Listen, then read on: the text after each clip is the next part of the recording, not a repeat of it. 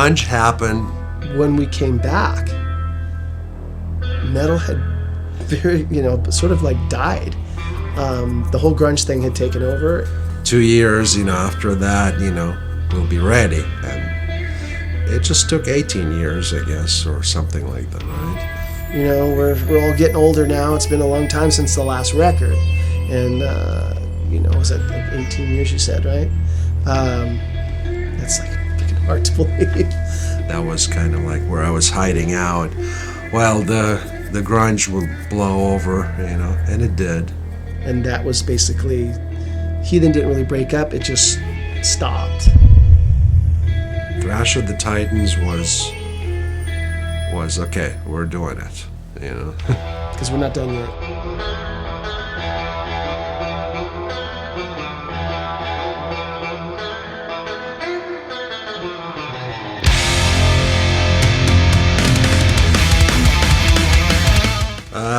Well, grunge happened between right at the end, Victims. I guess right at the beginning of recording, the grunge kind of started. By the time we released an album, it was in full swing. Victims came out in, was 91. And that was after, a few years of, different things with Combat Records. And even we had a little bit of... not a romance, but like there was a possibility of even signing with Warner Brothers for the new record, they kind of, the A&R guy that was interested in us, kind of strung us along for a while, and then Road Racer came in and was kind of like, hey, we got this money on the table, and time was of essence, kind of thing. So we went ahead and signed with Road Racer, and we did Victim. And I had worked with Rob Beaton on a Laughing Dead project. So I said, well, I got this guy, he's a really great engineer. We can have him come and do the drum tracks so we could be on schedule. And everybody loved Rob, and we asked him to work with us and co-produce the record for Victims. And spent some time, went over budget a bit, but it turned out amazing. The guys, Lee and Doug, wrote some great material on that record, and Darren, that was Darren's first record with us, did an amazing job on the drums. But after that record came out, Doug left the band to join Angel Witch, and it was kind of some animosity going on there. And then Debbie Abono became our manager at that point, and she got us the Sepultura tour. And of course, Doug wanted back in, and with a lot of hesitation, that happened, and we went out on tour with Sepultura and Sacred Reich to Europe, and great tour. Sepultura guys were awesome. When we came back, metal had very, sort of like died. The whole grunge thing had taken over, and it just took over and killed all the thrash metal bands, and it was kind of weird. I mean, how it's just the genres happen, and today you're in and tomorrow you're out. I mean, that's just the nature of the business, I guess. I remember going to see the Operation and Rock and Roll tour, which was like Judas Priest and Alice Cooper, Motorhead, and Metal Church was on the bill, and they were actually supposed to do that tour with us.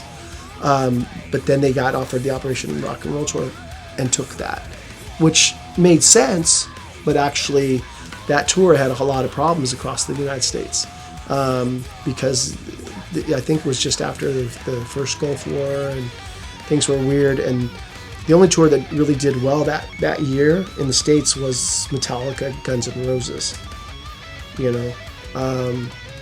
but anyway, and then we were getting ready to do a West Coast tour, and then our bass player Randy Laird, him and his girlfriend, got killed in a single car accident. The day that we were going to start rehearsing, I got a phone call from Darren that Randy had died, and Maya, and so that changed things. And we carried on for a little while, but it was really slow going. And then we went in the studio and recorded some covers. We wanted to do an EP. We did like a Queen song, and that was what became Recovered. later on. But then Lee had an opportunity to go to Europe and tour with Die Krupps, and then he ended up joining the band, and that was basically, Heathen didn't really break up, it just stopped. During those times, sort of was hiding out in the industrial land. I joined this band called the Krupps, and it was more up my alley because, grunge just wasn't my thing. It wasn't anything that, it's not even my style of playing. And it would be faking it. Some bands jumped on that bandwagon to just stay afloat. I couldn't write a grunge song to save my life, and it would show, it would be fake, so I just wanted to do something that I still liked. So thrash metal, I can't do thrash metal, nobody wants to listen to it, and at that time industrial was kind of like the heavy, I liked the heavy aggressive edge of it, so that's where I kind of went, and discovered this band called the Krupps, and they were from Germany. And next thing I know, the singer called me and said, if you would like, we have a short tour, why don't you fly out and fill in as a guitar player? And from then on, I flew in and stayed for, 8 years or something, or 9 years, from 92 to 98, I think. So yeah, it was, then I just stayed, brought albums with them. I was obviously flying back home too, but I'm just saying that was kind of like where I was hiding out while the grunge would blow over, and it did. And I was playing with the guys from Defiance, and then that became Inner Threshold. And, just living life, raising my son, and working, doing that, but I always had doing some kind of music. And then Lee finally came back, got sick of that whole thing, and we sort of toyed with the idea of trying to do something for Heathen. And it just wasn't really happening, and metal still had not recovered from its death by grunge metal or grunge rock. And then I think it was 2000. Walter Morgan wanted to put something together for Chuck. Chuck was having an issue with a type of cancer, and wanted to pull all the bands back together in the Bay Area and throw a benefit festival type, deal. And we were one of the bands that were asked to reform to do it, and so we did. And it was a pretty amazing night, and the event itself was just incredible, and it was really an amazing feat, I guess, for everybody to pull together and really show what the Bay Area music family was about. And then even Anthrax came out, and was it SOD or MOD came out and played as well. And Flotsam and Jetsam. Anyway, and through that, ironically, we got an invitation to play Wacken the next year. And we had brought Yaz back into the band to do the Thrash of the Titan show. We didn't want to do it without him. And so then, of course, he's back in the band. We're going to do Wacken. And then we went back.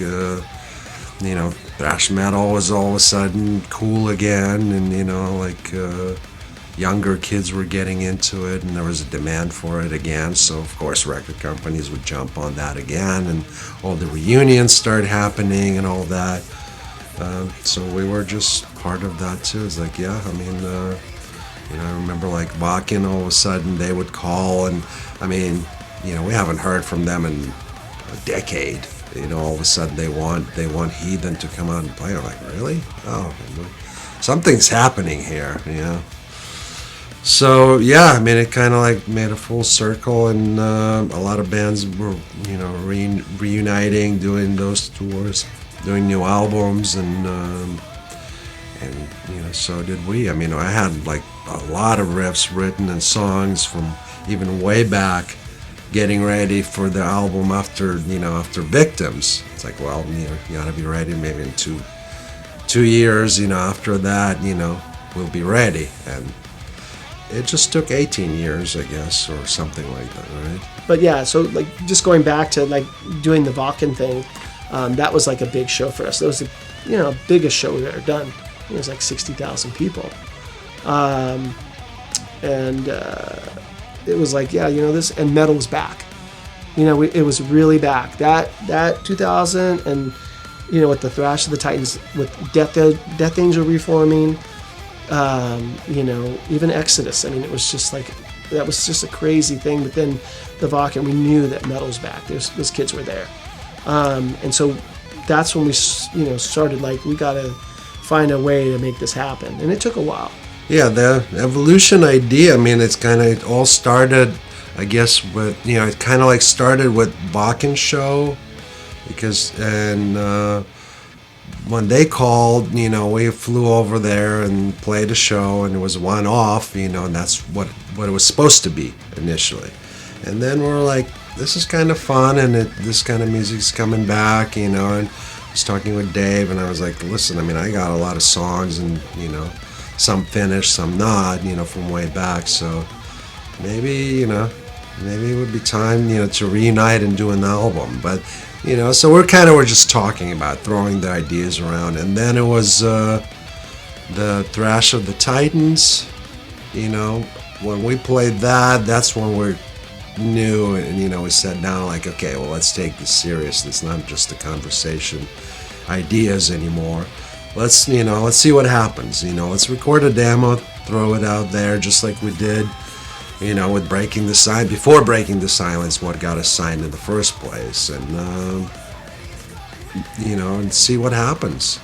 And so we did a 3-song demo, and sent it out like to record companies, and next thing you know, like a bunch of them were interested in calling. Obviously, like I said, the thrash metal was making a comeback, so they were interested. And then after that, we signed a deal with Mascot, and it was time to write more songs and finish more songs, because we had 3 songs for the demo, like a bunch of other ones, but we still needed more songs for the whole album. So it was that time, to kind of get serious and like, all right, now we really do need a full album.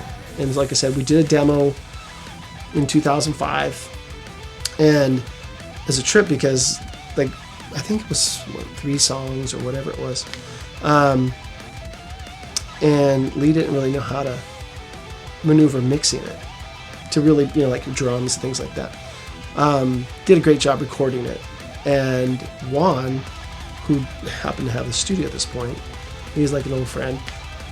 Lee brought the stuff here, and Juan mixed it, and I got the call. I came out to check it out, and he made it sound like a record. It was incredible what he did with it. So that's when we were like, when we do the album, we really want you to do it. I'm the producer engineer on the Heathen record, Evolution of Chaos, recorded here in sunny Pacheco, California, 2009.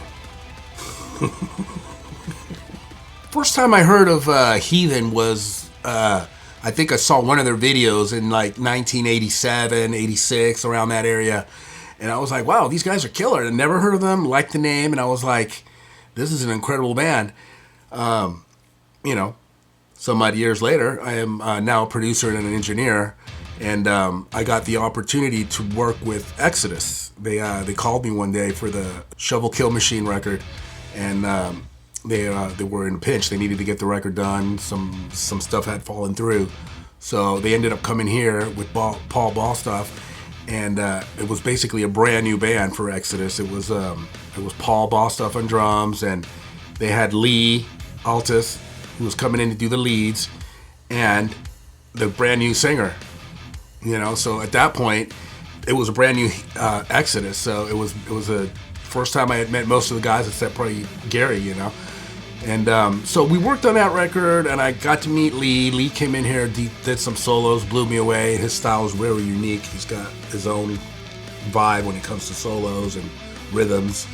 So we hit it up pretty good. You know, he did his parts, no problem. He was in and out. And then, you know, we were talking one day, got to talking, and I was asking him about Heathen, and he mentioned that, oh, you know, we got these 3 songs recorded. He had 3 songs. One of them was Arrows of Agony.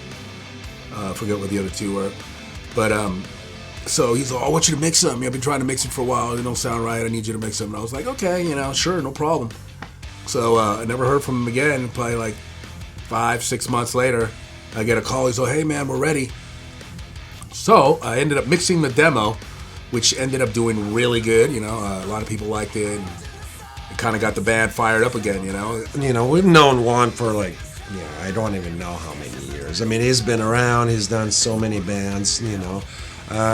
We've never actually worked together, but, you know, how I met him, I mean, I actually came in the first time in the studio. That's where Exodus were, you know, they were recording. That's what I did the solos, you know, and we came in and kind of, you know, and at that time, I was like, we always heard about Juan, you know, like doing this band, that band, these, you know.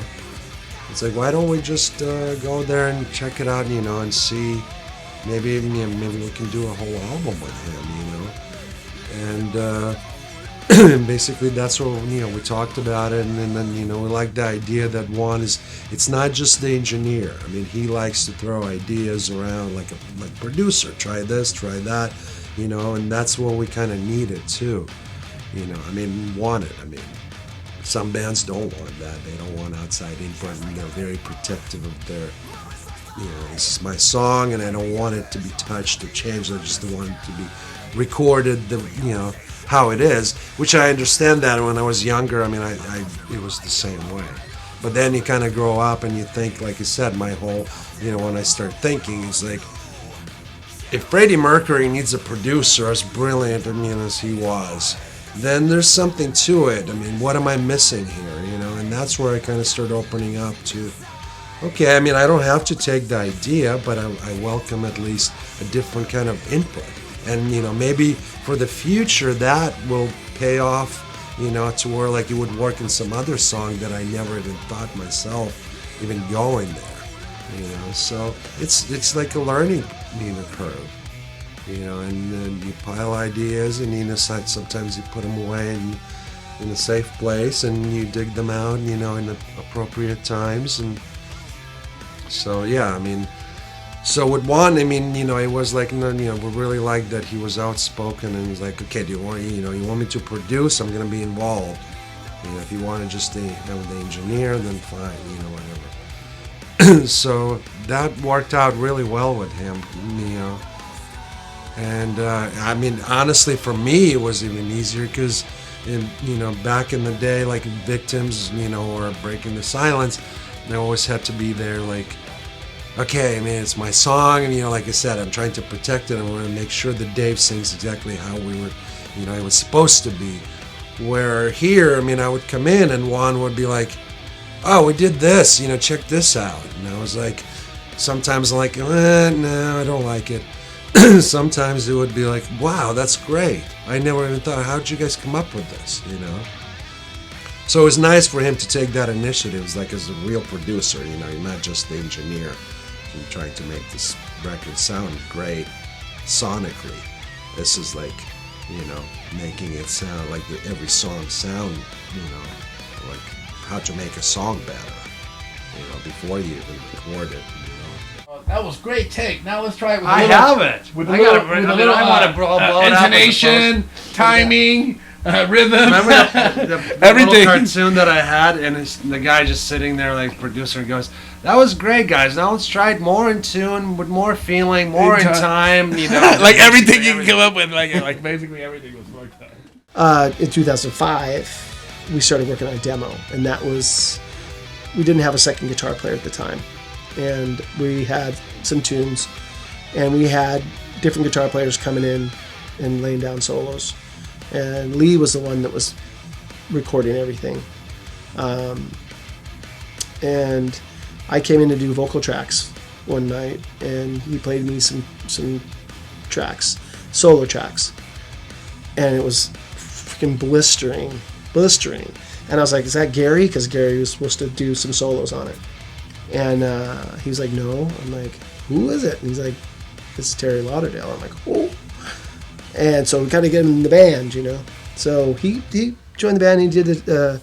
We did a European tour, basically off the demo. We had put the first 2 records on our website for free download, so that the kids could get it. Kids that never heard us before were listening to Victims and listening to Breaking the Silence, and we were able to put something together. And we jumped on about 10 dates, I think, with Nuclear Assault, and they're friends of ours from the East Coast, and had some good shows with them.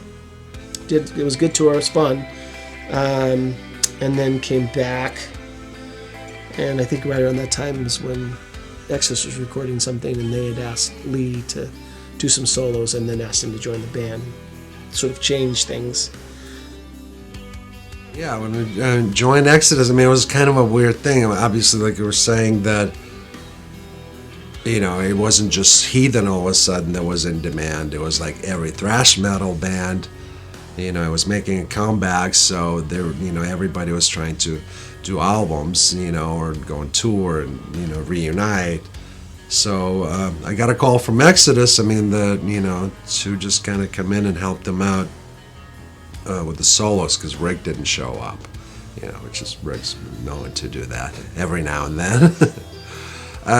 Yeah, so they kind of threw me in there, you know, like on shovel, and like I came in with like a day or something of just coming in and doing all the Rick solos, you know.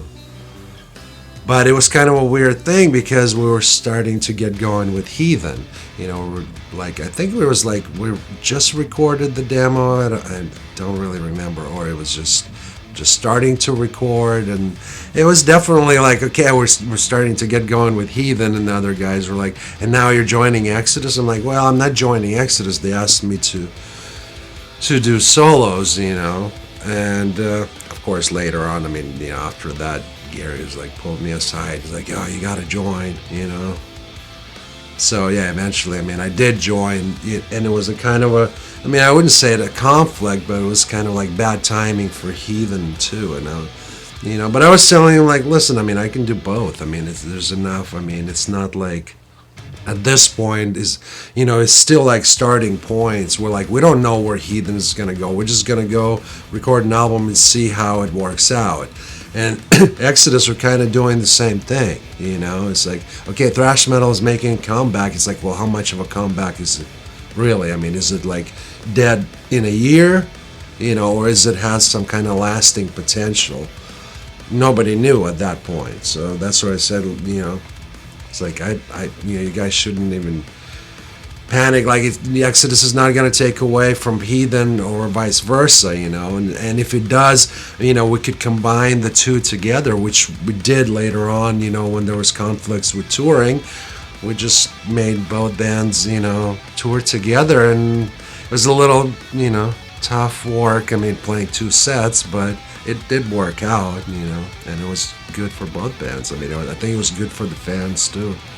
You know, so it was a lot of work, but it was fun. He was doing double duty, and that's, you know, we would play it with more Sin Than Us, then Destruction, and then Exodus to give him a little bit of a chance to recoup. Yeah, I mean, we played, I think it was like Thrash Metal Classics, and it was with Sepultura, and, you know, at the end of the tour, you know, they dedicated Iron Man to me, you know, because I was like, you know, playing something like 22 shows in a row, you know, 2 double sets, and I was like, I'm not sure if I can do that now, but, you know, it's like 10 years ago, yeah, that was okay. After a lot of different things going on after that tour in 2005, with Lee joining Exodus, had different issues with our drummer, because he wasn't happy about that. We finally were in the mix of getting a deal to do a record, and so we just had to solidify the issues. And when we were looking to get a new drummer at that point, we auditioned a couple guys, and Terry was was, we were kind of not happy with his rhythm playing, and great lead guitar player, but just not happy with where it was at. And we were like, hey, we really need you to step it up for what's happening for this new record. And he was real busy with other projects, and he basically bowed out. I first heard Heathen in 1987. There was a thrash metal show on KNAC in Los Angeles where I lived, and they played a song called Goblin's Blade, which was the sort of single. It was the B-side to the single, actually, but it was a promotional single for that album. And when I first heard it, I was just blown away.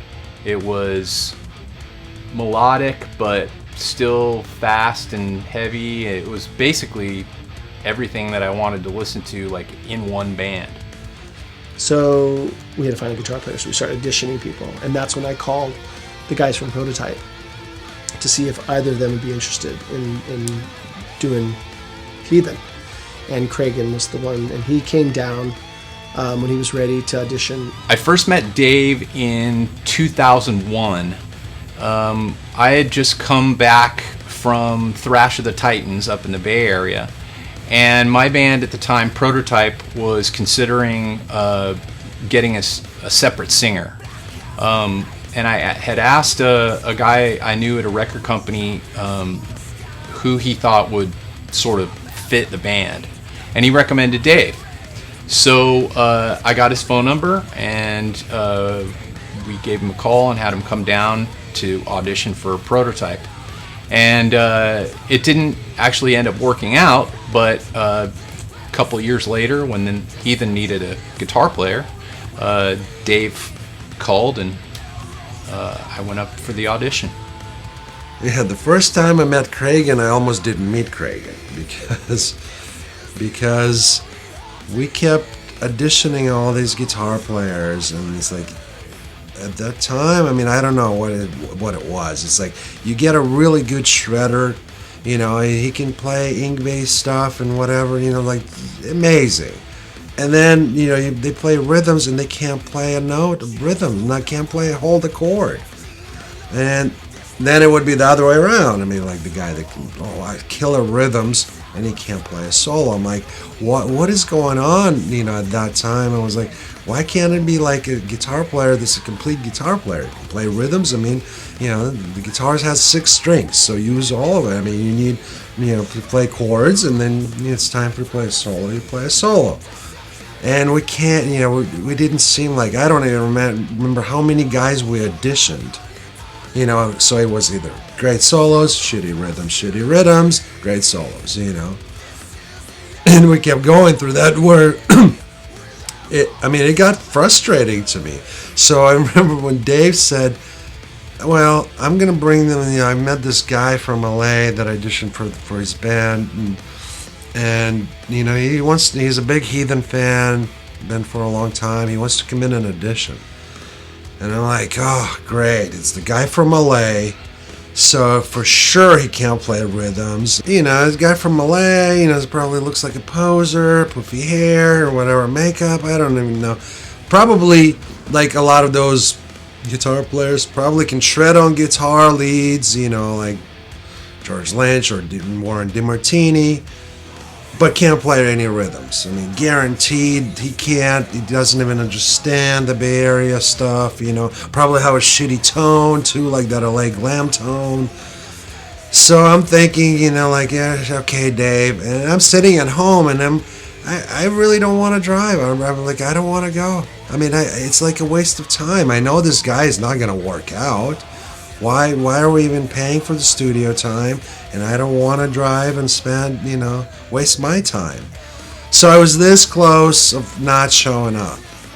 I don't even remember what made me like, well, I guess it's not cool, He can be a poser, but, just not showing up and standing up with guys like, that's really shitty too, I guess, something like that. So I did show up, which I'm so glad I did. Because to my surprise, all of a sudden this guy comes in, he doesn't have puffy hair and makeup on, and he starts playing, and I was like, this is amazing. The guy can do both. he actually can play leads. And what's he doing in LA? I don't understand that, you know. That's when we got to, you know, talk more, and, you know, I start finding out about him to where, like, oh yeah, he was always in the Bay Area, kind of thrash metal, and always studied it and played it, you know. He was just basically trapped in the wrong place, you know. So yeah, it was, you know, it was really nice surprise, where, like, sometimes, you know, it's like that, the girl on the blind date, and, you know, you're just expecting, you know, like the ugly fat one, and like a supermodel showed up. You know, so yeah, I mean, ever since then, I'm like, dude, if you want the gig, please say yes. You know, we want you in. I mean, we've been looking for you, you know, for, like, I don't even, you know, remember how many years.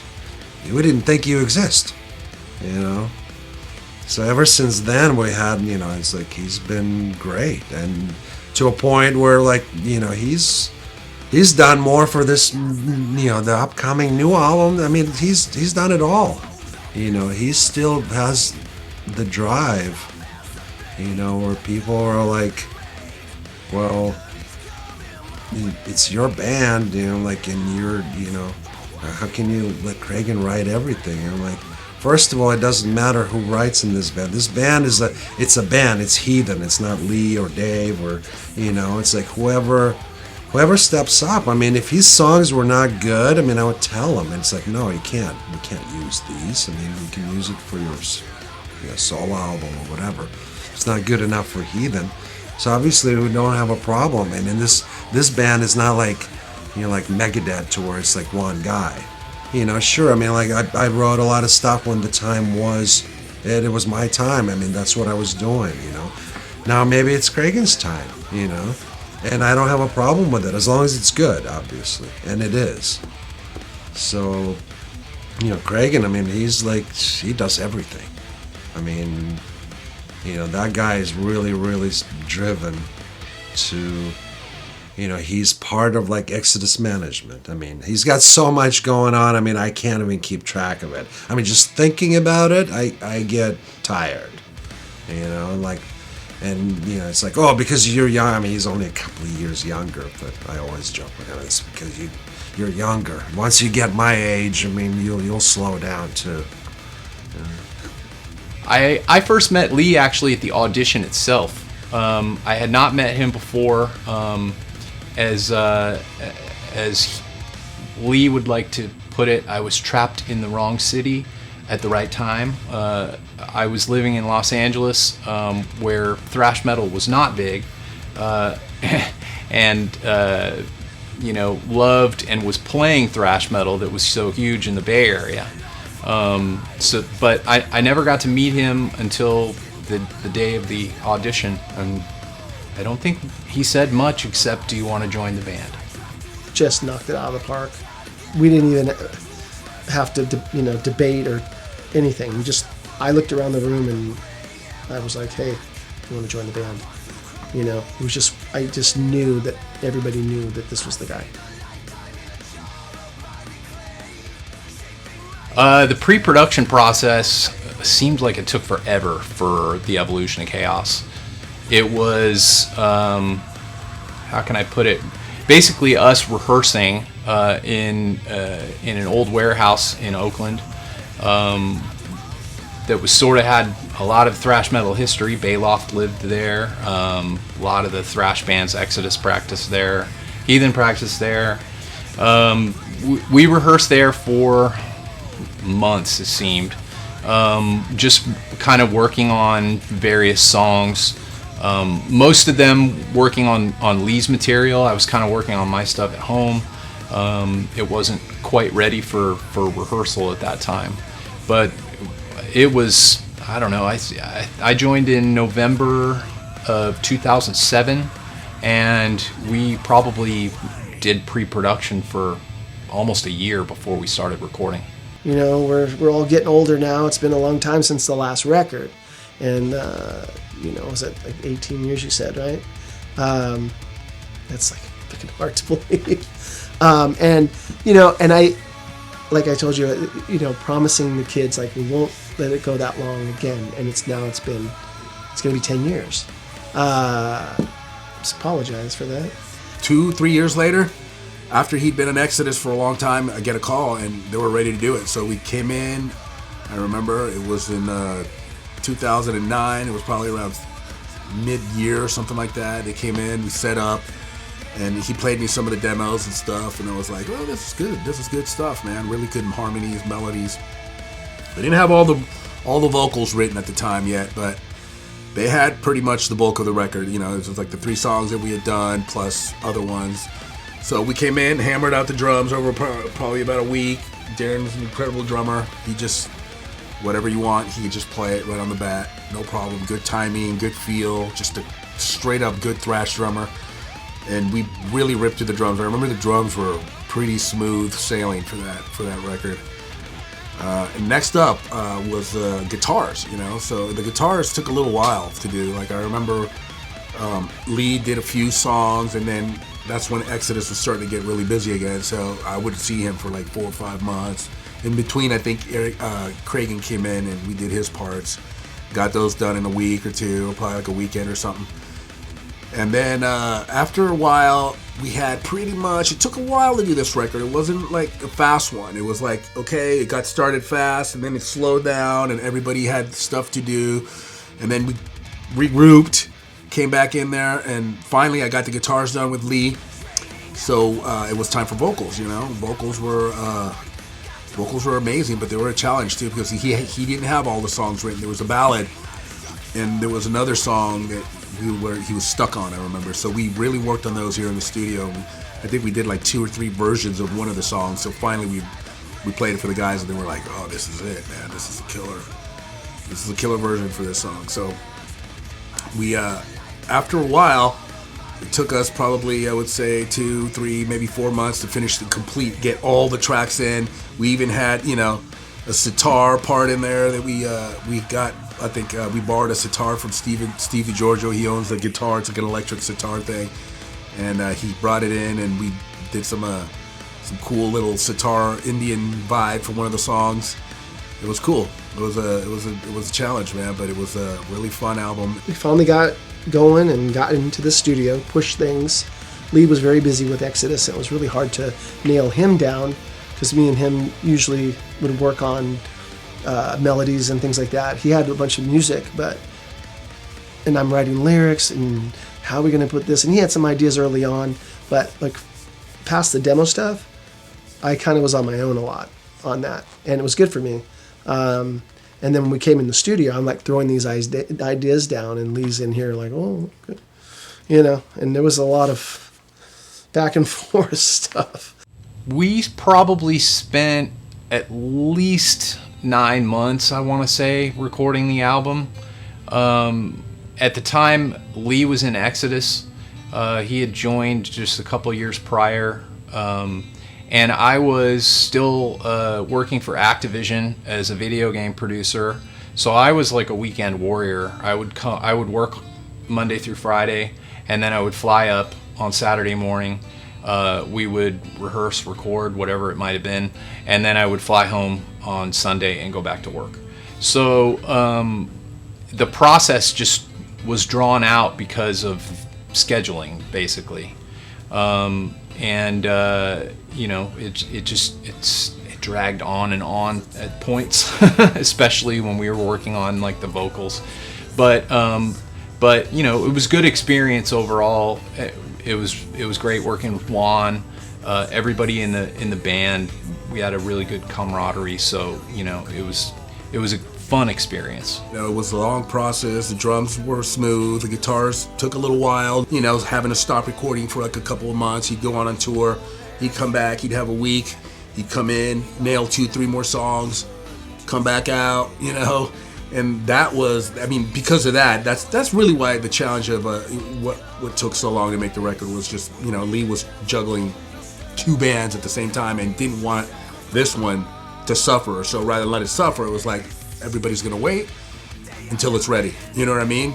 Record label or not, the record's not gonna be sent out until it's done and ready to roll. We spent a lot of time here on a very low budget. It was a decent amount of money, but for the amount of time that Juan relinquished to us.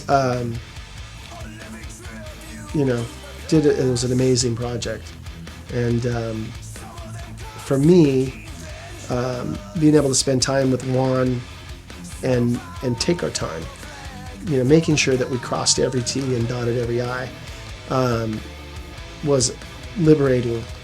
He did both parts. Cool. So that's there. It's done. So we just have to count how many times it goes, and then he can just play. It's subtracted. Ask Dave. Dave knows. Well, that's what they did before. Somebody call Lee real quick again one more time. Somebody call Lee. Just go to it. Call Lee, man, before we start doing tons of shit, and he's gonna go, oh, that's cool, but no. Just put it up. Pull it up. It's coming up, you turd smoocher. What is it? A turd smoocher? Smoocher. Turd smoocher. It was the best experience I've ever had recording a record. And because he used to sing in a death metal band, he had a lot of cool ideas, heavy stuff, coming from a place that I'm not as familiar with. And would go, hey, try this there and this. And even like there's a couple things where it's like, well, you do it. So he's got backup credit because he came in and sang on a lot of stuff too. But like I said, it's just being able to take the time that we took to make the best record we could possibly make in that period, and still not knowing how the kids were going to respond to it. We just didn't. It's like, well, this is it. Getting the guitar tone, that is one of the most important things about a Heathen album. The band is sort of known for having a killer guitar sound. So we had probably every amp we could find in the studio and tested them all to try and get the perfect tone. We had Lee's Mesa Boogie Mark III. We had Gary's Marshall JCM 800. We had a Randall that we borrowed. We had a PV Triple X. God, I'm sure we had other ones too. We went through all of them, just trying whatever we could to find the perfect tone. And we ended up just using Lee's Mark III. It's the same amp that was on Breaking the Silence and Victims of Deception, and it just sounds like Heathen. So we went with that one, and it sounded great. The cool story was when we were trying to do the guitar tracks, Lee has a Mark IV, his famous Mark IV that he uses for the amp, and he brought it in, and it really wasn't like he hadn't used it in a long time, so it wasn't up to par yet. So we ended up using another amp. I forgot what it was. I think it was probably a PV 5150 or something like that. And we got the record done, but we recorded the eye tracks, I remember. And then finally Lee, towards the end of the record, goes, I need my tone. And he actually got his amp fixed. It was completely redone. It was brand new. We brought it in, reamped one or two songs. Probably took fucking like a day or two to get the right tone, Had Lee messing with it, had me messing with it, playing, and because Lee had a very particular tone that he wanted. He wanted to get the Jaja.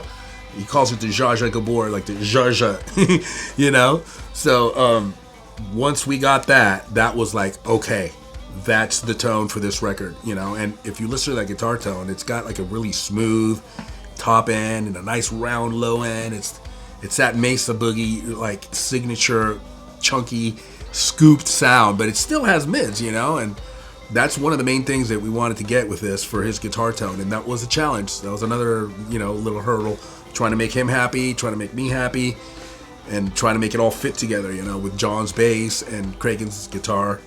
I think we used it for both sides. I think we used it for Kragen and Lee. My usual go-to is like ever since I switched during Victims to this Mark III, and it's like it was my favorite head. And I mean, a lot of people were actually calling me after that record came out to ask me like, what is it, and we want to borrow it.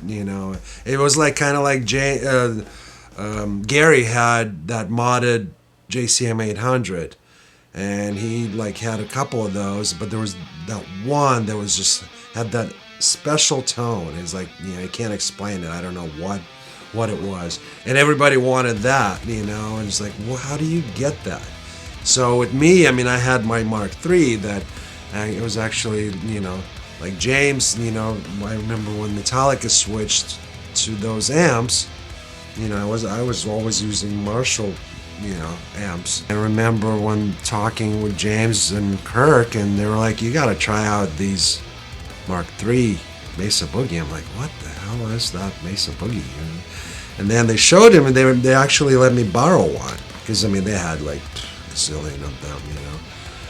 And they're like, yeah, try this, you know. And that time it was with Mark IIc, and they let me borrow it for like, I don't know, it's like a year almost, I think it was. And I'm looking at this funny thing, and it's got a bunch of knobs. It doesn't look anything like a Marshall. I'm like, oh, that's funny, you know. I'm like, so okay. And, you know, and the main thing was, like, they said, you don't even need, like, any kind of distortion pedals or anything, because we usually use, like, super overdrives with, you know, the Boss Super Overdrive was, like, the thing for us, or Tube Screamer. And they're like, you don't even need that. And I'm like, what do you mean you don't need it? And like, you just plug straight in. I mean, nowadays, like, every amp's got that. It's like, oh, no problem, enough gain. At that time, we didn't have the gain. You know, Mesa Boogie was probably the first amp, you know, that had enough gain without using, like, any kind of outside, you know, the pedal, external pedals. So, yeah, it took me a little, you know, tweaking, and they kind of guided me a little bit. It was like, okay, well, I'll set this, because there's a lot of knobs and a lot of pools, and it's not like a Marshall anymore. So eventually I did get a tone, and I was like, wow, this is, you know, this is, once I did that, I'm like, I called Mesa Boogie. I'm like, you got to get me amps. I need to endorse. Even if you don't endorse me, I still want to get it, you know. And I became a Mesa guy ever since that moment, you know. And a lot of people were, like I said, like after I recorded, you know, the Victims album, they were calling.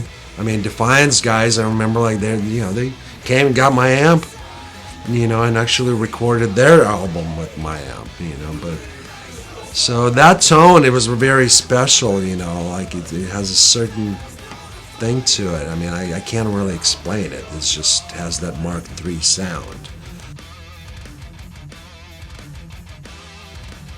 Yeah, Darren came in to do his drums. He came in, he knew all his parts really well, and he's a good player. He plays on top of the beat, he plays right on the click, behind it, on top of it, however you want. The guy's a good drummer. He's got killer fills, he's got the deadly triplets and the quads.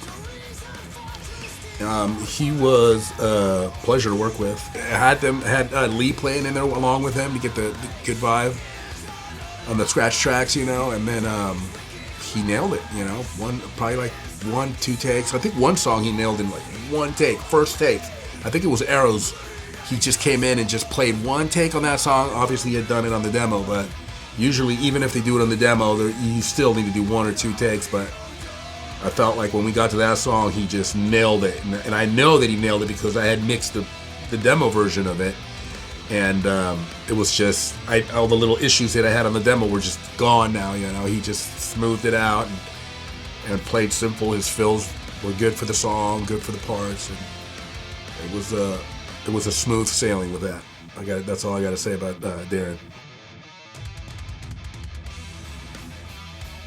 Yeah, normally, I mean, the way the recording process, I mean, you know, with me always, I mean, I would sit at home, write riffs, put songs together, and when they're like almost ready, you know, I'll get together, you know, with Darren in the studio and kind of throw ideas around. I mean, and that's where the songs really, you know, some of the songs could really completely change, because once the drums come in, it's like, this is not what I heard in my head. So it's not working out. And some of the things, you know, like some of the songs, like, yeah, that's exactly what it's supposed to be, and we just finish it, and yeah, those are the quick ones, you know. So yeah, the process is usually like, you know, him, me alone, you know, and then getting together with the drummer, you know, and then in that case Darren, and then after it's finished, we kind of start working on, melodies and vocals with Dave, you know, like lyrics and all that, you know, which could change many, many times, you know. I mean, I'm sure Dave will tell you, it's okay. You know, every time he would come up with a melody, I was like, oh, this is, you know, it could be better, you know. And he's like, yeah, you know, and with that, I mean, you also have to change the lyrics too. So it's a lot of work, but, you know, in the end, I mean, that's what you're trying to achieve. I mean, the best possible outcome, you know. It's not, don't settle for like, okay, this is good enough. Or this is the first thing I came up with, which sometimes does work out that way.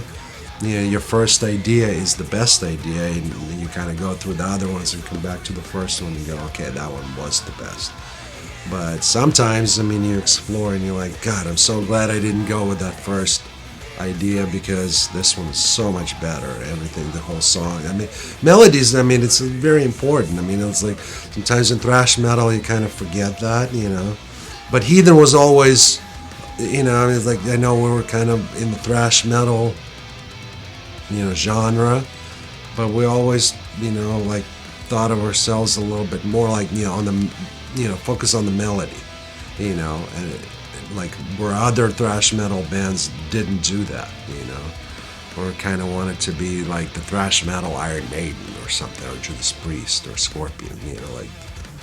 So yeah, to us it was important. So that was like extra work, you know, like normally with thrash metal you just write, you know, your riff and you throw the vocals on there and it's like, okay, that's good and good to go. Where with us, I mean, it's like, okay, now the really hard part comes in, how to put a, you know, really cool catchy melody on top of this thrash metal riff, you know, and make it work so it doesn't sound like it's two different things, you know. So that's usually the process, and then we start recording, you know, and it's I mean, it used to be in the, you know, back in the day to where like you just play, you know, I would sit there and play with the drummer, you know, just the rhythm guitar and give him. Nowadays you just put in, you know, scratch track in the, you know, Pro Tools and he just keeps playing to it, you know. So yeah, it's definitely changed over times. I mean, I remember like I think the very first one we actually played as a whole band, you know, to the drums, just to, you know. And I mean, it's something I've heard like a lot of bands are kind of going back to that. I mean, you know, and just like, let's try that. You know, the scratch track is like, that's okay, but I mean, there's, you kind of get a different vibe if you play as a whole band or something, you know. Which is, you know, I mean, I don't know, I'm not a believer of it either way. You know, I mean, to me, it's just like, a good performance is good performance. I don't care how you really achieve it. Whatever makes you achieve that. I mean, it's just like a coach, you know, like of any like sports team. I mean, there are guys that yell at other guys and they achieve some kind of, you know, results from them. It's like, if, you know, I know if I would be one of those, like, I am not the guy that, you know, like jumps around and kicks walls and you don't achieve that from me, you know. Like if you would yell at me and try to pump me up that way, it's like, no, that's not gonna work on me. It might work on some other guy. So, you know, recording is kind of like the same way, where the producer has to find a way, you know, it's like what makes that guy tick, you know. It's like if I yell at that guy, I'm not gonna get anything out of him, but if I yell at that guy, I will, you know. So it's pretty complex process. It's more than just, okay, here, we're just recording, you know. It's like how to get, you know, the best out of everybody, you know, and the good producers are usually, they're the ones that have, you know, that should be able to get that out, you know, out of, you know, whoever they're recording and working at the time.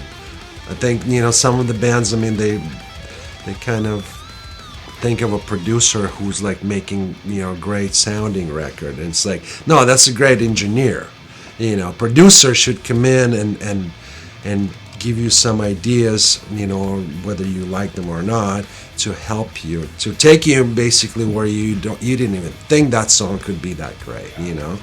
And I mean, some of them, like I always, was amazed like how, you know, like somebody like Queen, I mean, those guys, like, they don't need a producer, they're brilliant themselves, and yet they thought that they still did, that, you know, that guy would bring something to the table, you know. So if as brilliant as they are and they thought they needed a producer, you know, I was always open to, you know, to idea. I mean, you know, it's nice to throw, it's like an extra bamber that you throw ideas around, you know, and gives you some kind of like different perspective on whatever you wrote. The biggest challenge on the record was got to be the vocals.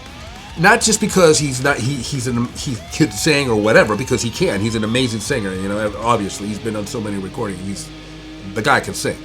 It was more of like, you know, making four guys happy. As far as challenges for this record, I would say, personally, it was the most comfortable I've ever been. So I think just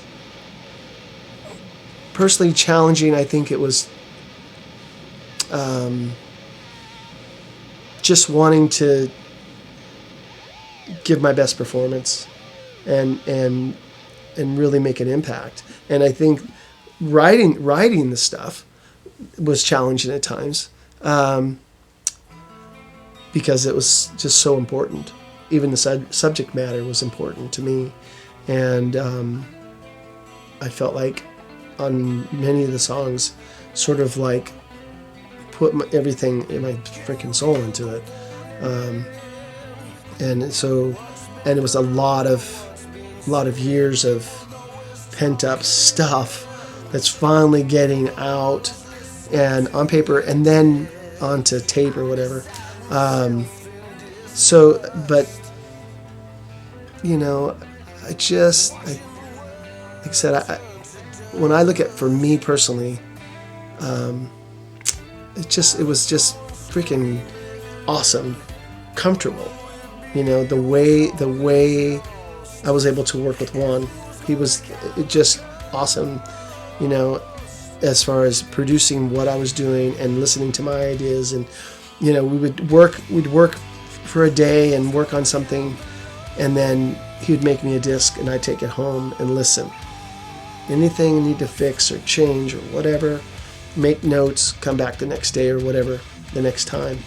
And 9 times out of 10, he would have the same suggestions. Like, oh yeah, you know, I heard that too, and we would just go fix it, and it was so, you know, amazing to be able to just clean that up and not have to worry about, you know, budget and all that kind of things, because that can be challenging when you're under time constraints. I remember with Breaking the Silence with Montrose sort of rushed things on, and I was young and naive about a lot of things, and he was like, oh yeah, trust me, oh that's fine, let's go, let's move on, and I'm like, you know, and I look back at that record and I'm, you know, and it was a learning experience, and what I learned is never ever trust anybody else with your shit. You know, if you're not happy, fix it, do it again, do it better, you know, but make sure that you're happy before you take another step. And it's a hard lesson because that was our first album and we trusted him. And, you know, but if looking at it in a positive way, that, you know, that kind of lesson, it's a hard lesson, but. Yeah, to me, I mean, it's never really challenging, you know, it's like the most challenging thing is like, and I always get like worked up over like writing songs. Writing songs, I mean, is, you know, is the hardest thing. Like, how are you going to top the previous one, even, especially if you had some success? Then it puts even extra pressure on you. It's like, well, how is it going to be the next one? Am I going to be able to come up with the songs, you know? And once that's done, I mean, I'm like in the studio, I'm the best guy. I mean, I can't wait to get in. Everything's easy. I mean, it's like you start experimenting and actually improving stuff. So, I mean, I don't remember like any challenges, like for me as a guitar, you know, there was no challenges, I mean, or anything else. The biggest challenge was like with Dave, and, you know, it's the vocals were always kind of challenged there because we keep tweaking, you know, those, and it could be like till the last second, were you changing?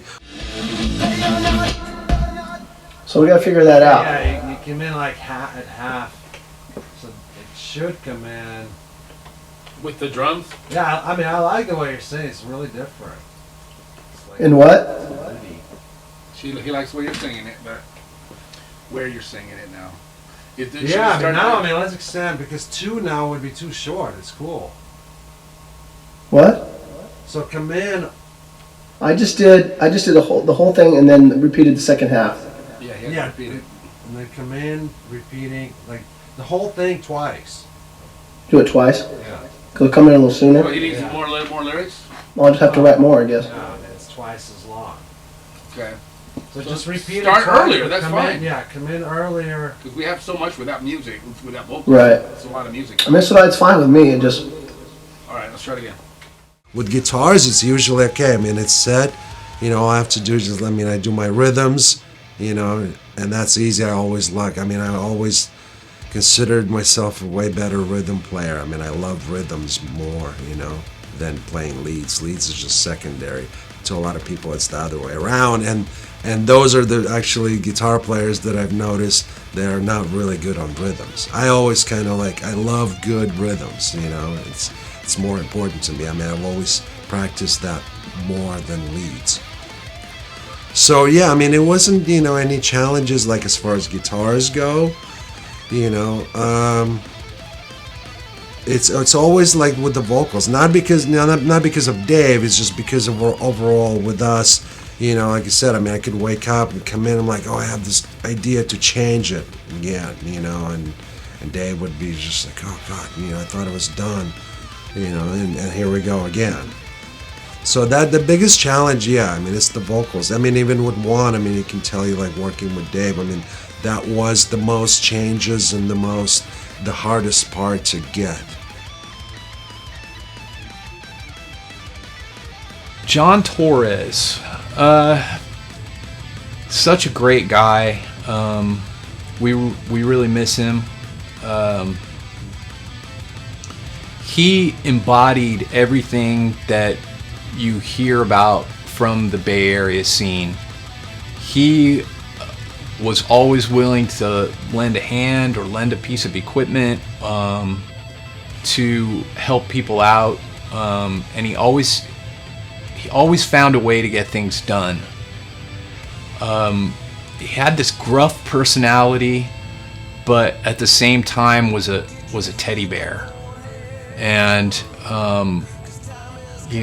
we were fortunate to have him in the band. I was fortunate to be able to play music alongside this guy for a brief period of time, and like I said, we really miss him. We wish he was still here with us.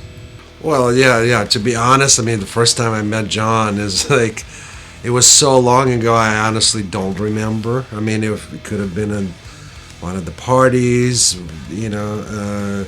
one of the shows. I honestly, I would be lying if I remembered. That's how long we knew each other. I mean, it was like the high school days, basically. He played in a bunch of different bands, and I knew when we really kind of start hanging out more and more. I think it was during Warning Days.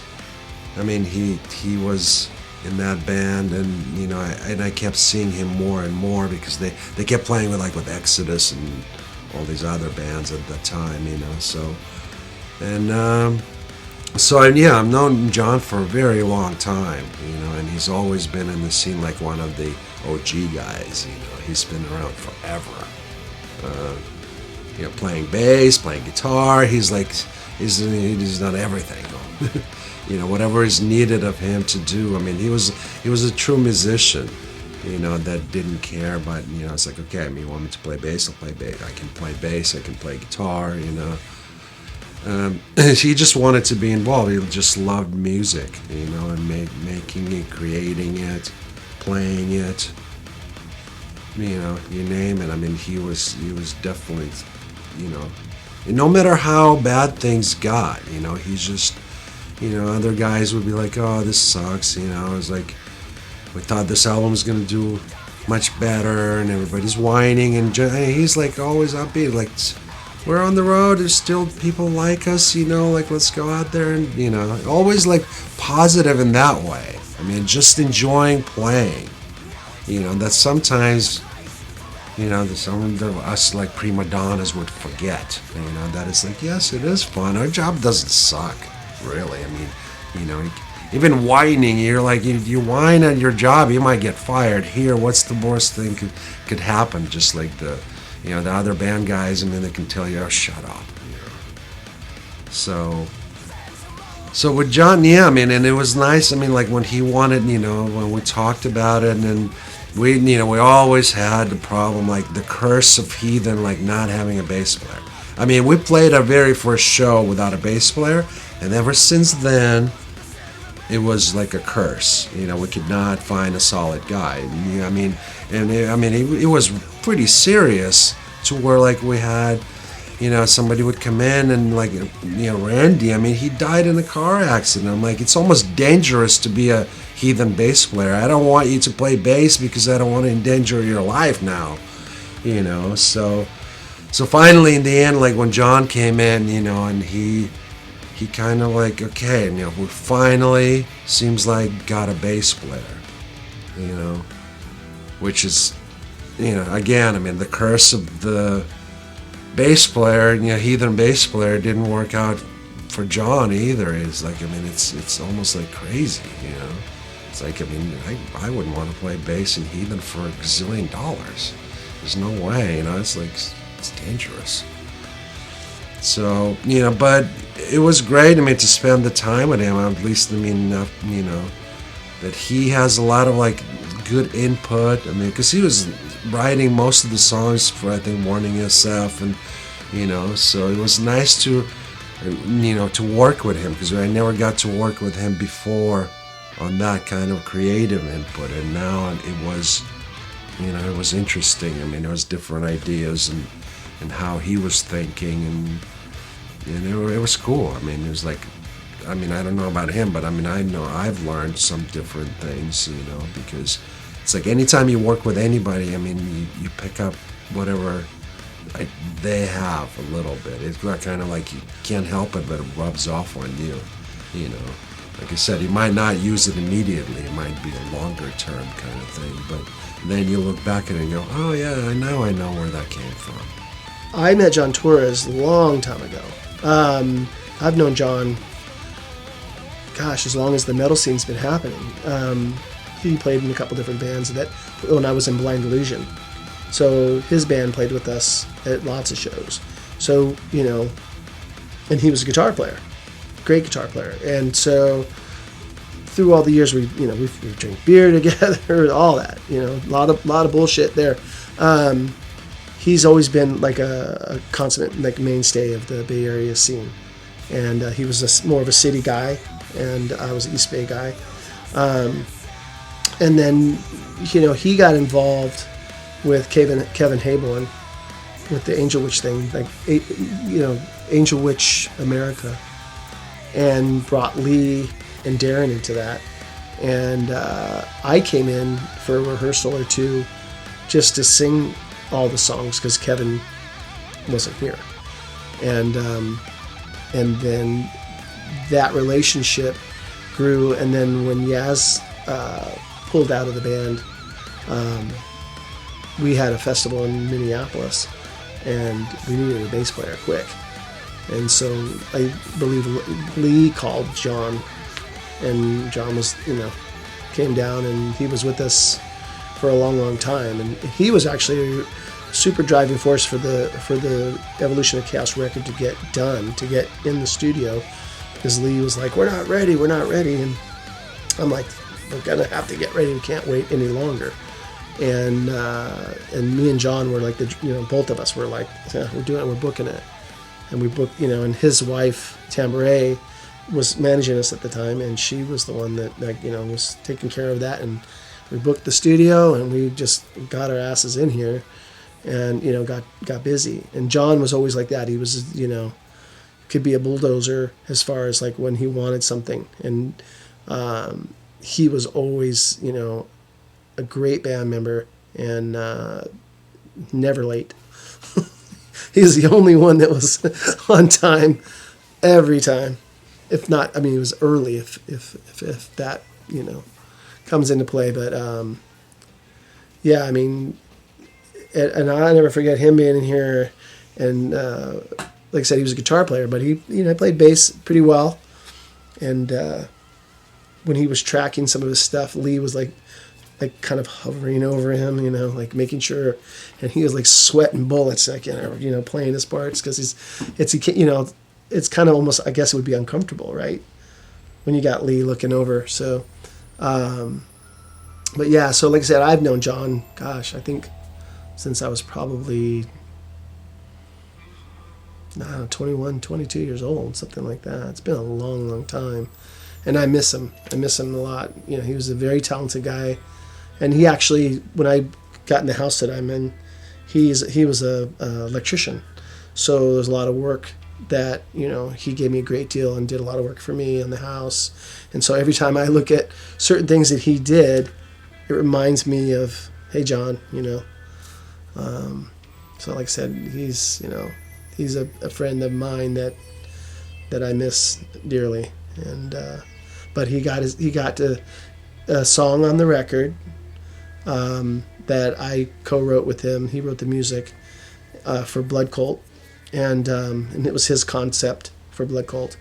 And then there was another song that we weren't quite happy with the vocals. I wasn't happy, and it didn't make the record, but it was a killer song. Like someone with his bass. I know that was like a little bit of a challenge, because I know with Juan, I mean, I think we kept like reamping and redoing it, and I mean, I'm not even exactly sure what they were looking for, but it's like it's with John. I mean, he was looking for this certain tone, and I guess trying to work with Juan how to achieve that.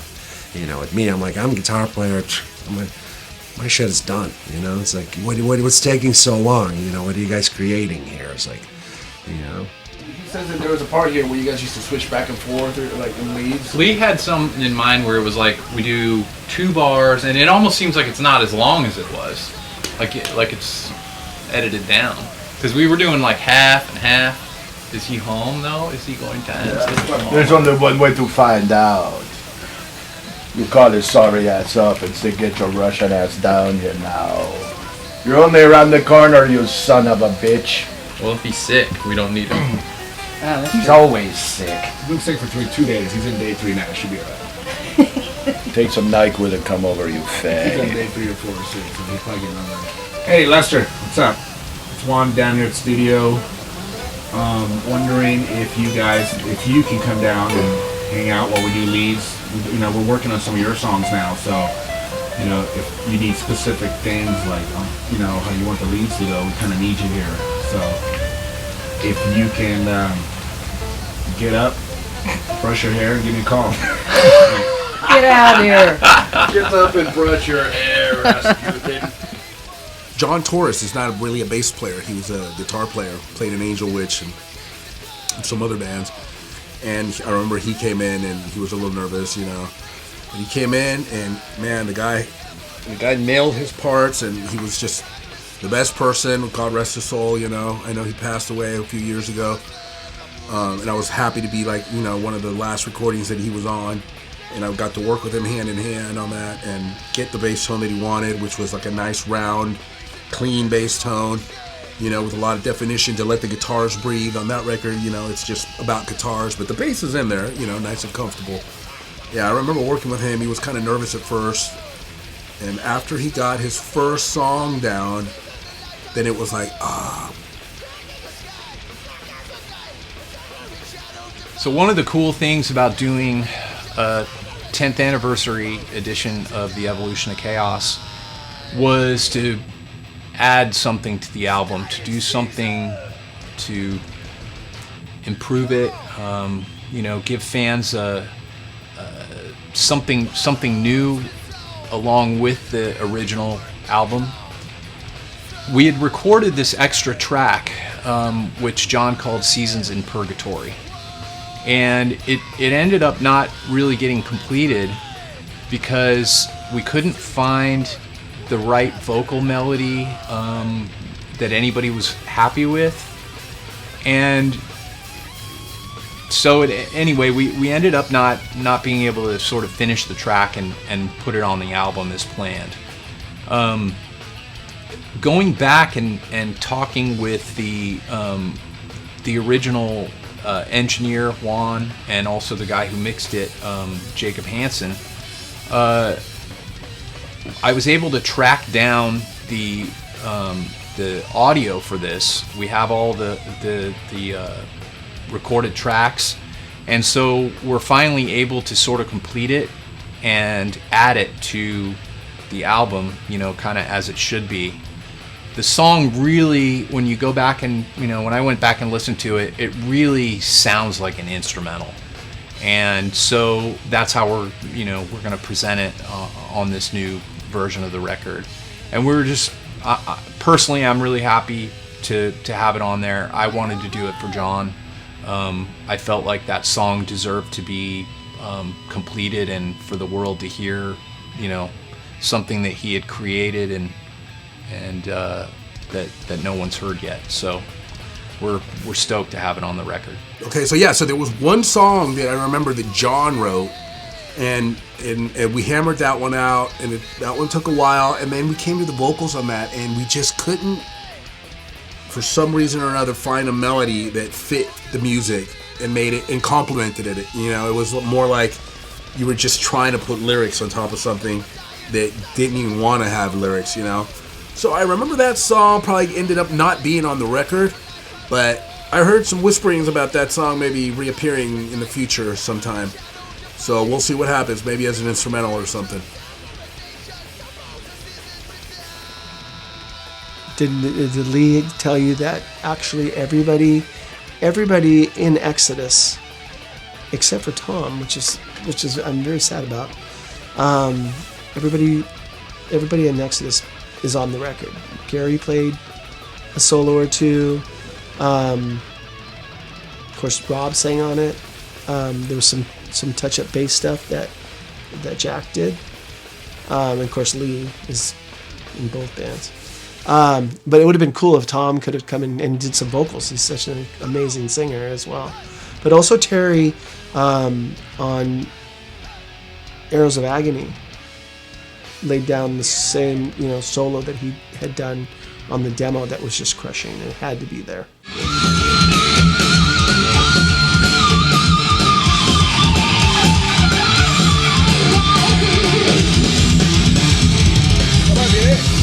That might be it. Let's see. See, I helped. See that?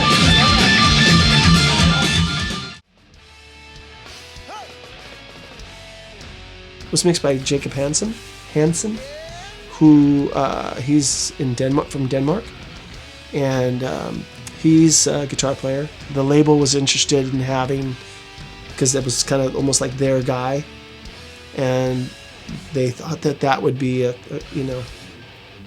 for me, honestly, the mixes that Juan was doing, I like Jacob's mix, but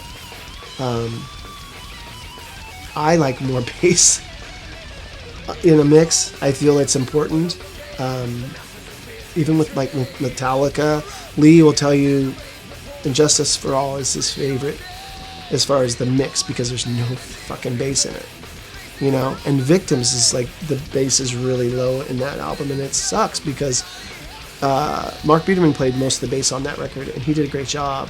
And like Kill the King, I heard the mix after the fact with the bass pushed up, and it's slamming, and it was kind of buried. But these guitar players, but Juan's mixes were way, bassier. The bass was really present, and I think it's a quality that is missing. I have no problem with Jacob's mix. It's an incredible mix. Just for me, whoever's mixing it, if it was up to me solely, I would have that more full sound. With the bass, I think that the kids when you can feel the bass, you know, in the music, I don't care what kind of music it is, it does something. It does something to your soul.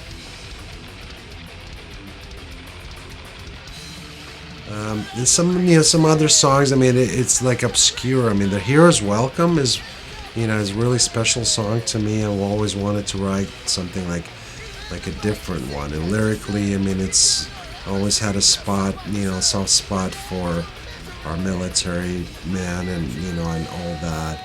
And it's kind of weird, like, you know, of course, from some of the people you get a backlash to. It's like, oh yeah, if you support military, all of a sudden you're a right winger. I'm like, you're just insane. You know, it's a song. I mean, a lot of it, you know, came actually the influences from, you know, from Phil Lynott and like Thin Lizzy. They wrote that kind of a vibe songs, and I always wanted to, you know, to have something like that, but in a heathen thrash metal version of it. You know, so, you know, if you think Phil Lynott is racist, you know, then, you know, we really don't need to talk about, you know, that song at all. You know, so, but yeah, some of the people took it that way, you know, and some of the people took it like that. It doesn't even sound like Heathen, which is, you know, I would argue is like, if that's what you think, you miss the whole point of Heathen. With Heathen, like, yeah, we want it to be a thrash metal band that has no boundaries. We're not in the box. If we wanted to do a jazz album, which we don't, tomorrow, and call it Heathen, that's, you know, that's what we wanted. I mean, you know, thrash metal, when it started, it was like to break any rules, have no rules. You know, you can do whatever the hell you want. You know, and then all of a sudden, somewhere along the line, I mean, especially now lately, I mean, from the younger kids, I heard, well, thrash metal is supposed to be this way and this way and this way. I'm like, well, show me the rules. Who wrote the rules on that? I mean, you weren't even born, you know, when we were writing it, and it's not like we had a meeting and designed, here's how thrash metal is going to sound. We just did it. There was no thinking, there was no rules, you know, and it's like, we're just doing something different, breaking the rules, you know, and not, you know, and that's why, you know, what attracted me to that kind of music. I'm like, wow, you can do anything. You know, thrash metal would be anything from like Metallica to Slayer to, you know, it's like it doesn't matter. I mean, you can go more melody, you know, like Anthrax and with Metallica, or you can go more like Slayer, you know, and you can do whatever you want. You know, I love it. I mean, it's like you can do a ballad and you can do like the fastest, heaviest song, you know. And then all of a sudden it's like, oh, that's not allowed. And like, well, when did we start getting militant on thrash metal and writing like rules, you know, some kind of thrash metal Bible rules, you know? It's like, what's allowed, what's not allowed, you know, at what speed should you play, or what, you know, whatever. So yeah, with that one, I mean, it was, you know, even more also special for me because it was just different. You know, and the more complaints we got from people, the more I thought it's like, okay, we succeeded. You know, it's actually a proof, you know, and maybe they should learn something that, you know, it is part of thrash metal and that you can do anything in any band. I mean, I'm not talking about just about Heathen. You know, I mean, you have bands like Exodus, and, you know, Exodus were proud. It's like, you know, whatever, 75,000 years, you know, 30,000 albums, still no ballad, you know, and that's Exodus thing, and you gotta respect that. That's what they go for, you know. But then you're like, you know, like listen, you know, during like Metallica, you know, days when they first, you know, like on Ride the Lightning, when they, you know, wrote Fade to Black. I mean, oh my God, people were losing their minds. How could you just do a ballad, you know? And it's like, because you can. It's thrash metal. It can do anything, you know? Don't limit yourselves. I mean, you guys are complaining about the thing that actually, when you actually get in and the band decide, you know, it'll bite you in the ass, because if you want to do something different, somebody will be on you going, no, that's not allowed, you know?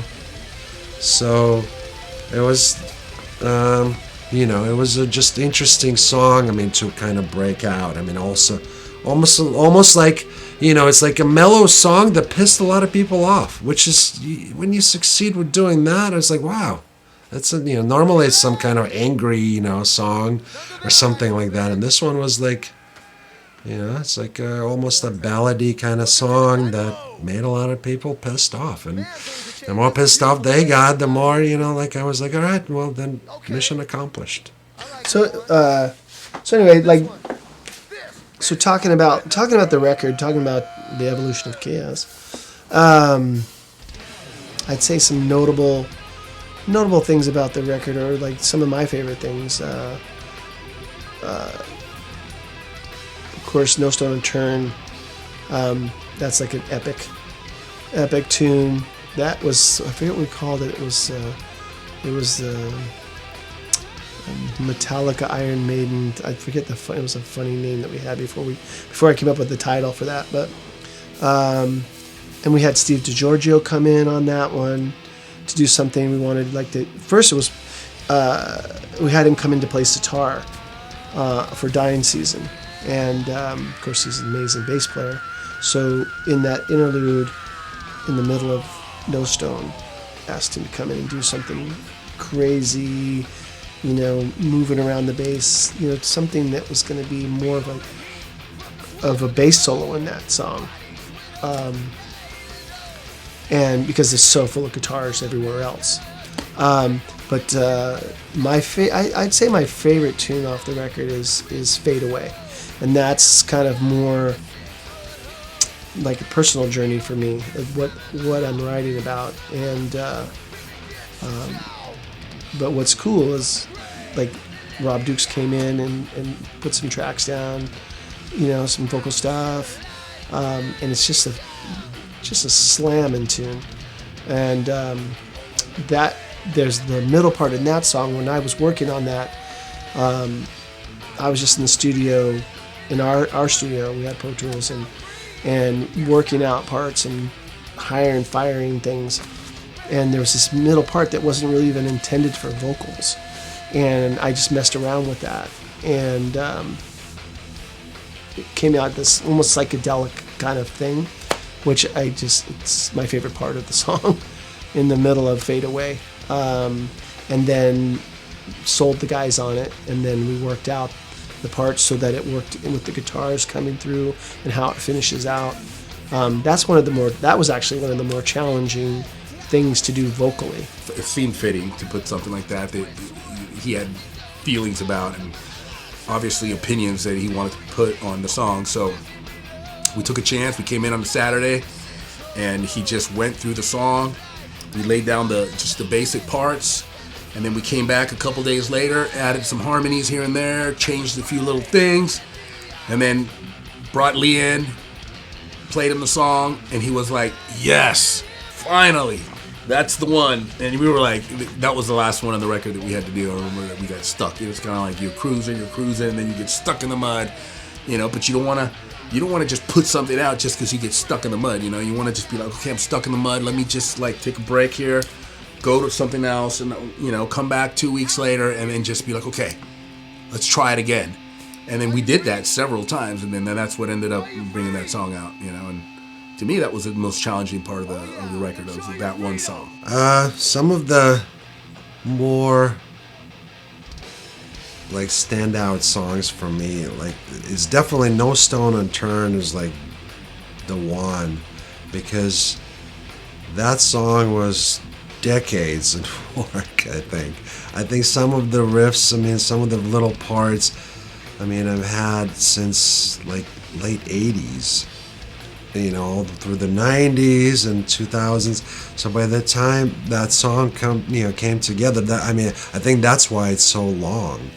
It's decade by decade. You can almost split it, and splice it together where it came from.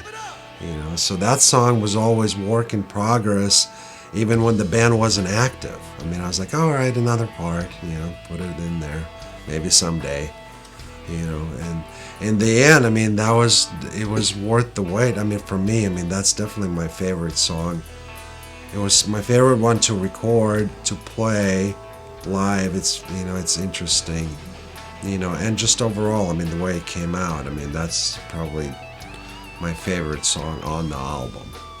It was really rewarding, finally, okay, let's get it done. It's time for this thing to be born, because it was demanding at the end of that song, or that part. But like, you know, it's really interesting, you know, because having Craig in the band, and he had three songs that he brought to the table, and just sort of integrating something, you know, him coming and sort of trying to write in a Heathen perspective, you know, coming from a different place, but almost coming in as a fan of metal in general, and then knowing Heathen enough to write something that would work, and that, you know, could be cohesive with the rest of what we're doing. Pretty interesting stuff. I mean, the whole album, I mean, I like the songs like, you know, the Kragen Lum. I mean, I like playing Controlled by Chaos because I didn't write it, and I like playing songs that I didn't because they're more interesting to me.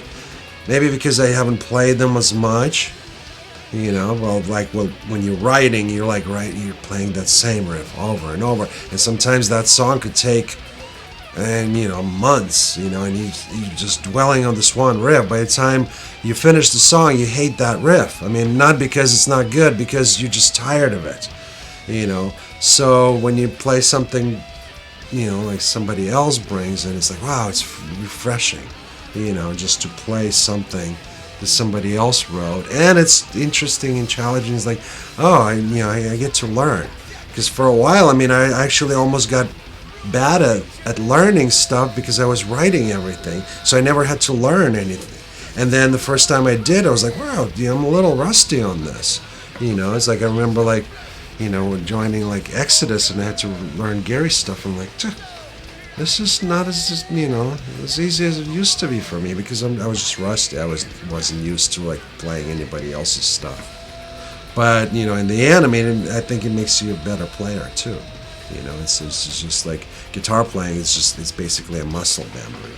You know, so it's like an extra thing. Like I wouldn't play it like that, and now I have to learn it like that, and my hand doesn't want to do that, and I'm making it do that, and by the time, you know, I accomplish and I do that, and it's easy, and it becomes my own too. It's like, oh, now I can play his style too, you know. So it's good to have that. I mean, I've always liked playing other people's stuff, because it makes me better, I think. You know, I think it would make anybody better because they're not used to it. It's easy to play your own. You know, it's challenging to play somebody else's, always, you know. Well, this is our Chaos Over Europe tour, okay? In the past, we had a good friend of mine, Alvin Petty, had done Victims, and Kent Matthew did the first record. And actually, Alvin did the artwork for the recovered CD, the EP type thing. And then Kragen suggested this guy, and he's more of a computer graphic artist kind of guy, but his stuff is really cool and interesting. And you know, I have all the records, you know, or the CDs up on the wall, and if you actually look at them, they all sort of intersect. They all, and it wasn't purposefully done, but they all kind of are married to each other, and you know, you got different artists doing it. And it's a trip, but when we saw the cover, the only bummer was when they actually did vinyl for the cover. The label didn't have the vision to have it open up, you know, because it was actually rectangular, the art, and it's on there on the other side, but it's one side's it, you know. It would have been so cool if you could open it up, because I'd put that on my wall. That's what I do, you know. And so we'll see what happens in the future for that kind of thing. So while we were recording the album, one of the songs that ended up being Controlled by Chaos, we were working on that, and I had written lyrics for it. Dave sang them, and it kind of wasn't working. And while I was back in Los Angeles working, the producer Juan and Dave basically decided to try something different with the vocals. So they worked this out. Dave kind of rewrote the vocals and re-sang them, and it became Controlled by Chaos. So when we were looking for an album title, I was trying to think, like, you know, what would work best for like an album title and concept. The band hadn't released an album for, I don't know, 18 years or whatever it was. So I kind of had this idea to show how this was the next step in the evolution of the band. And I talked with artist, my friend Travis Smith, and he and I kind of bounced the ideas back and forth, and he came up with the idea to show the actual evolutionary chain, and have the chaos and the metal. The whole concept just came together really cool. He has a unique way of visualizing things and sort of interpreting the sort of metaphors in the lyrics. It came out great. So I thought it was a great sort of album title, and really captured the feeling of that album, you know, especially after such a long time. We chose Dying Season as sort of the lead track for the Evolution of Chaos, the first one released. And we decided to make a music video for it. Darren had some friends that were into making like horror movies, and they had this, I think it was a warehouse in Sacramento. They had totally like designed it and decorated it, set decorated it like it was a zombie movie.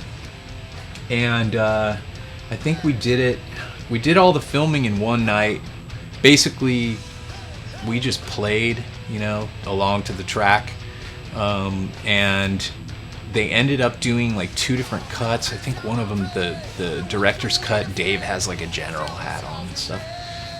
It's, you know, it's kind of campy and everything, but it was a cool experience, and I'm glad we got to make a music video for the record. With Evolution of Chaos, Heathen toured more than he had ever toured prior, and I think we did maybe 6 different tours. The first one right away after the record came out, and we did a tour that Mascot put us out, and we did a pretty extensive European tour. Not big places, but some bigger than others, and some different places that we'd never been before. And one of them notably was Romania, which the roads are like tragic, and that's where we actually were riding on this road. It was so bumpy on the tour bus that everybody like went to their bunks because you were just getting jarred. You're getting freaking whiplash from being, you know, sitting down or whatever. And we had just played in Italy. We just played in Milan, and so we were on this road, and then all of a sudden the bus driver. And we were like, well, what's going on? He's like, I don't see the trailer. And we all started cracking up, you know, like think he's joking, you know. And I jumped out of my bunk and I ran to the back of the bus, and sure enough, the trailer was gone. And we're like, he's not joking, you know. But we're on this old farm road, and we're in a bus. There's no place to turn around. So finally, there's like an entrance to a farm, and he pulled up and backed up, went back, and the trailer had come off the hitch. Apparently, they didn't cinch it down because they'd taken it off in Italy to move it, and then when they wrapped it up, they didn't do it correctly, I guess. But it flew off the side of the road, and it almost made it unscathed. But then there was a tree, and it hit the right corner. I think it was the right corner. Yeah, the right corner of the trailer, and it opened up like a tuna can. And I remember when they were loading the stuff before, and I had said, well, why are you putting the drums at the back end of the trailer, or the front end of the trailer or whatever, not the back, but the front of it, and then putting the cabinets up against it, and this and this and this, you know? Oh, blah, blah, blah, you know, you don't know what you're talking about. And I'm like, okay. So when it hit, every piece of equipment, the cabinets, all that stuff, just went in an impact and just flattened the drums. Which destroyed the drum kit, and thankfully not any of the amps or anything. Everything that was in a hard case survived. Pancaked all these drums. So we have no drums. And the trailer was, you know, jacked up. So we take everything out of the cops come, take everything out that we could take out of the trailer and put it in the bay of the bus. We have to go do the show. And they have to do a police report, all that stuff. And the police officer's like, you know, telling the driver the next morning, you have to meet me here at the police station to, you know, finish the report. And we're going to take this trailer and put it in a yard, and we'll figure that out. So we go to do the show. And the show was not even a great show. There was a band that played, a local band, and they had this phenom guitar player who was kind of like a Kirk Hammett type of guitar player, and they played a lot of Metallica stuff. And this kid was like 16. He was a phenomenal guitar player. The promoter wasn't there. They didn't, you know, so like there was no food, there was no nothing. And then the kids like rallied and they like brought us this bottle. It was like a Fanta bottle full of this, like, you know, this homemade alcohol concoction. You know, it's like a plum, they call it plum wine, but it's more like rocket fuel. And they say, hey, we have this, you know. And so we had a great time. We sacrificed the crushed drums that we had. We were hanging out outside in the parking lot, and the crew guys had this magic idea. The promoter of the show had brought us alcohol. The alcohol was more or less moonshine, and it was in a Fanta bottle. It tasted like gasoline. It may have been gasoline. The crew definitely used it as gasoline when they poured it over the drum and the kick drum and set it on fire. Which we got some shit for later, but let's just say that the cops showed up and it was unpleasant. We had an unpleasant experience getting out of Romania after that. But it made for a great tour story and great pictures. Anyway, and then the next morning we had to go and we're back to the police station, and the trailer had gotten stolen. It was stolen from the yard. So now it's a criminal thing, and they want to keep our driver. We had two drivers. They wanted to keep the driver, and we had to go play in Austria that night. And we were gonna leave the driver, like, oops, take care of your shit. But they let him go, and then we called ahead, and we just asked for the opening band to just like, can we use your drums and keep playing till, you know, we get there, kind of thing. And we went to, and we played the Viper Room in Austria and had an amazing show that night. The kids there are ridiculous. They're so great. Every time we've ever played in Austria, it's been amazing. And then we you know, we had a drum tech that worked for a company, and we were able to get drums a couple days later. That was an interesting tour. Okay, so we started touring for the Evolution of Chaos in 2009, actually, right before the album came out. We went over to Japan to play Thrash Domination Festival with Testament, Exodus, and Creator. It was the band's first time over there in Japan. And we followed it up with a headlining tour of Europe in sort of the beginning of 2010, right after the album came out. We did Thrash of the, what was it called? Thrash something. Thrash Classic Fest, I believe. And that was Sepultura and Exodus co-headlined, and Destruction, Heathen, and After All, I believe was the opener. They're a metal band from Belgium, and I think they actually did that first tour with us when we came out with the record. Pretty sure After All was the opener on that tour. But anyway, the Thrash Classic Fest, that was like the winter tour, and that was actually what year was that? That was 2011, and it was our 20-year anniversary tour with Sepultura. Right? It was like, in 1991 we toured with you guys. Now we're touring with you again 20 years later. And their band was different. You know, Igor was gone and Max is gone, but Derek is the singer now, and they had a new drummer from Brazil who was freaking amazing. It was the best vibe on a tour that I've ever been on. Everybody took care of each other. We shared a bus with Exodus. Actually, it was Mortal Sin was the opening band on that tour from Australia. But anyway, just a ridiculous vibe on that tour. Great venues that we played because, of course, we're with Sepultura and Exodus. So it was very advantageous for Heathen to be seen by that crowd, and we definitely had our fans there too. The Sepultura guys invited us to come play on a tune. It was Andreas came up to me and Darren. They wanted to do the drummer thing in between the song, and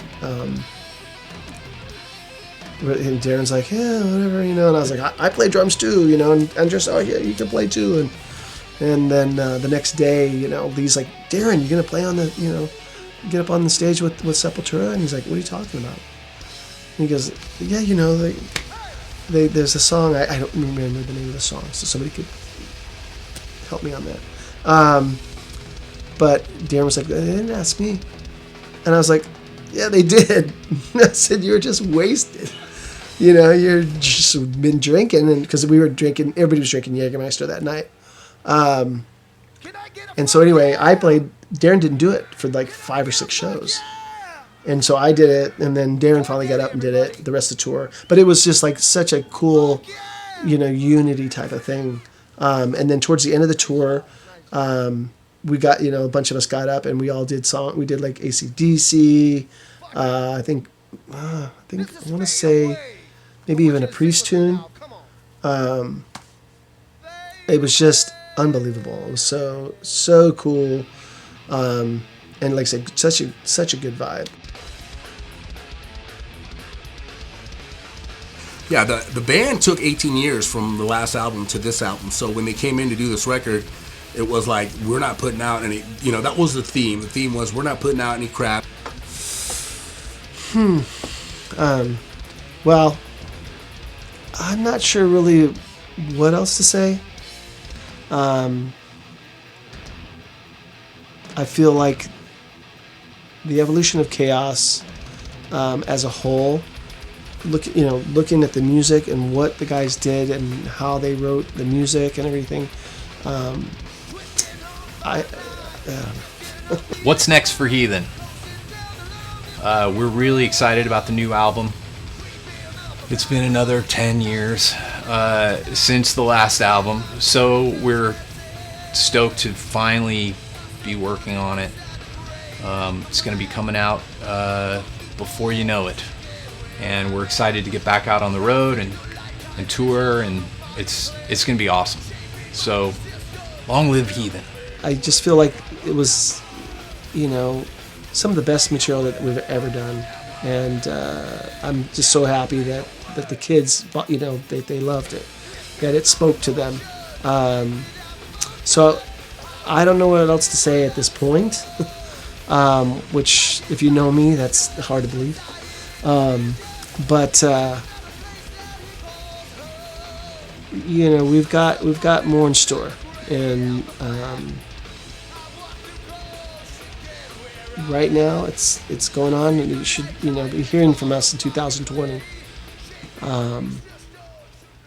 because we're not done yet.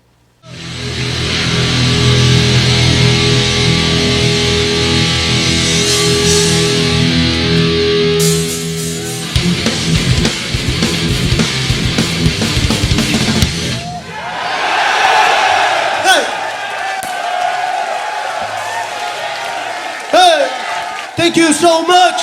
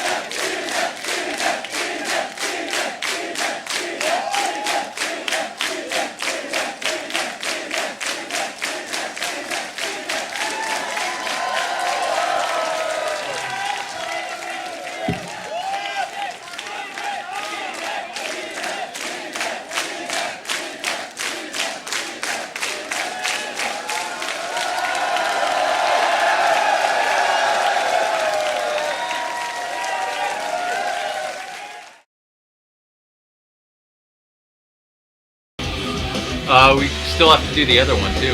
Which one? Epic. Epic blowjob. The grandiosest blowjob of all time. Hey, focus the camera on this. Let me show you the fourth limb. Okay? See that?